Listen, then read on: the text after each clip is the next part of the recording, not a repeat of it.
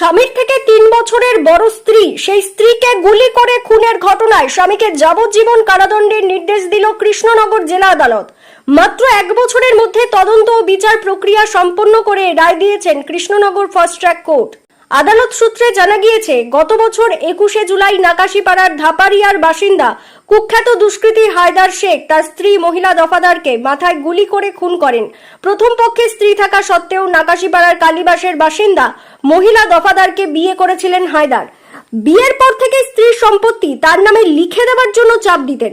এছাড়াও হায়দারের থেকে তার স্ত্রী 3 বছরের বড় ছিল। এ নিয়েই তাদের মধ্যে অশান্তি শুরু হয়। 2025 সালের 21শে জুলাই রাতে শ্বশুরবাড়িতেই দ্বিতীয় পক্ষের স্ত্রী মহিলা দফাদারকে মাথায় গুলি করে খুন করে হায়দার।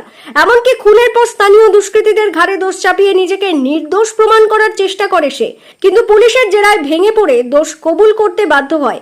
এছাড়াও মৃতার ভাইপো মিনহাজ দফাদারের অভিযোগের ভিত্তিতে নাকাশিপাড়া থানায় মামলা রুজু হয়। কয়েক মাসের মধ্যে তদন্ত শেষ করে চার্জশিট দাখিল করে পুলিশ। 14 জন সাক্ষীর সাক্ষ্য অন্যান্য প্রমাণের ভিত্তিতে গত মঙ্গলবার হায়দার শেখকে দোষী সাব্যস্ত করে আদালত। দোষী সাব্যস্ত হওয়ার পর বৃহস্পতিবার আদালত তাকে যাবজ্জীবন কারাদণ্ডের নির্দেশ দেয়। উল্লেখ্য, এর আগেও গত পঞ্চায়েত নির্বাচনের পর তার বিরুদ্ধে খুনের অভিযোগ উঠেছিল। এছাড়াও তার বিরুদ্ধে ডাকাতি, বধূ নির্যাতন সহ একাধিক মামলা রয়েছে। এই কুখ্যাত দুষ্কৃতীর যাবজ্জীবন কারাদণ্ডের নির্দেশে খুশি মৃতার পরিবার। তবে অভিযুক্তের পরিবারের দাবি তাকে মিথ্যা মামলায় ফাঁসানো হয়েছে। কৃষ্ণনগর থেকে আদিত্য ভট্টাচার্যের রিপোর্ট, জি নিউজ বাংলা। 21/7/2025 তারিখে রাত্রিবেলা 10:15 নাগাদ এই সময় এই ভিকটিম মানে হচ্ছে এই আসামির নিজের ওয়াইফ তাকে তাড়া করে তার আরেকটা বাড়ি আছে সেখানে নিয়ে যায়। তার দাদারা ওখানে ছিলেন, তারা শোবে বলে রেডি হচ্ছিলেন, আর ওখানে একটা বাল্ব লাগানো ছিল, বাল্বটা এলইডি বাল্ব, যেটা 4 ঘন্টা পর্যন্ত চার্জ থাকে। তো ওই সময় ওখানে ওই বাল্বের আলোয় উনি পুরো ঘটনাটা দেখেন। ওনাকে তেড়ে যায়, মেয়েটিকে, নিজের ওয়াইফকে। প্রথমে বলে যে তোমার যে সম্পত্তি তুমি বাবার থেকে পেয়েছো সেটা আমাকে লিখে দাও। তো ভদ্রমহিলা রাজি হয়নি।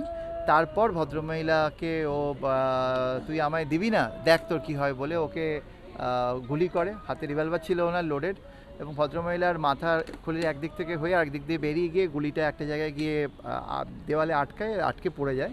পরবর্তীকালে ওই ওয়ান অফ দ্য আইউটনেসের কমপ্লেনের বেসিসে কেস স্টার্ট হয়, এবং আইও আমাদের প্রেজেন্ট দাঁড়িয়ে আছেন, উনি ইনভেস্টিগেশন করেন, এবং তারপর ইনভেস্টিগেশনের পর চার্জশিট জমা পড়ে। এবং এই বছর জানুয়ারি মাসে আমাদের 14 তারিখ থেকে ট্রায়াল শুরু হয়, এবং 6 মাসের মধ্যে পুরো মামলাটা শেষ হলো। 14 জন সাক্ষীকে আমরা এক্সামিন করেছি। ফরেনসিক এভিডেন্স ছিল, গুলির প্রজেক্টাইলটা এমনভাবে গেছিলো যাতে আমাদের ওই মামলাটাকে দাঁড় করাতে, মানে ও চুলটির মুঠিটা ধরে মাথাটাকে নিচু করে গুলিটা করে, এবং যে প্রজেক্টাইলের যে মুভমেন্টটা সেটা গিয়ে একদম দেয়ালের নিচে এক জায়গায় গর্ত করে। ওই এভিডেন্সটা ফরেনসিক অফিসার পিও ভিজিট করে আমাদেরকে দিয়েছিলেন।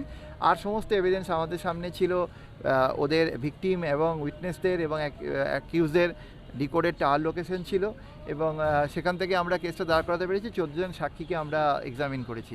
এই আসামি সেই আসামি যিনি 2023 সালে পঞ্চায়েত ইলেকশনের পর পোস্ট ইলেকশন ভায়োলেন্সে একজনকে গুলি করে মেরেছিলেন বলে অভিযোগ আছে। সেই কেসটাও কৃষ্ণনগরের এক জায়গায় চলছে। একে যাবজ্জীবন দেওয়া হলো। 103/1 বিএনএস এ লাইফ ইমপ্রিজনমেন্ট, মানে সারা জীবন জেলে থাকতে হবে, 1,000 টাকা জরিমানা, আর যদি না দিতে পারে তাহলে 6 মাসের আরও জেল। 85 বিএনএস এ 3 বছরের কারাদণ্ড, যদি না দিতে পারে তাহলে 1,000 টাকা ওনাকে দিতে হবে। আর 25 আর 27 আর্মস অ্যাক্টে 3 বছরের কারাদণ্ড, সাথে 1,000 টাকা জরিমানা, ডিফল্ট হলে পরে 1 মাসের কারাদণ্ড। এগুলো সব একসাথে চলবে। আমরা খুবই খুশি। পুলিশ প্রশাসন আমাদের যে বাবু আয়োগ কেস নিয়েছিল, 1 বছরের মধ্যে তার সাজা ঘোষণা করলো মহামান্য আদালত। জাজ সাহেবের জন্য আমরা খুব খুশি হয়েছি। নাকাশিপাড়ার পুলিশ সবাই আমাদের জন্য, আইসি সাহেব সবাই আমাদের জন্য 1 বছরের মধ্যে খুব ভালো ব্যবস্থাই করে দিয়েছে। অসম্ভব ধন্য জানাচ্ছি। আমরা চেয়েছিলাম যাবজ্জীবন সাজাই চেয়েছিলাম, সেটা পেয়েছি।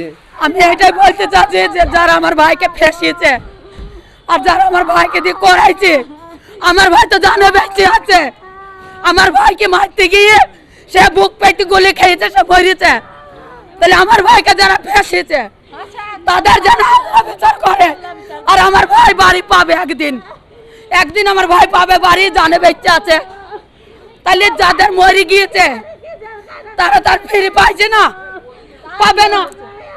তাহলে আমার ভাইকে যারা ফেসিয়েছে তাদেরও সাজাটা দেওয়া উচিত। আমি এইটা বিচার চাই যে আমার ভাই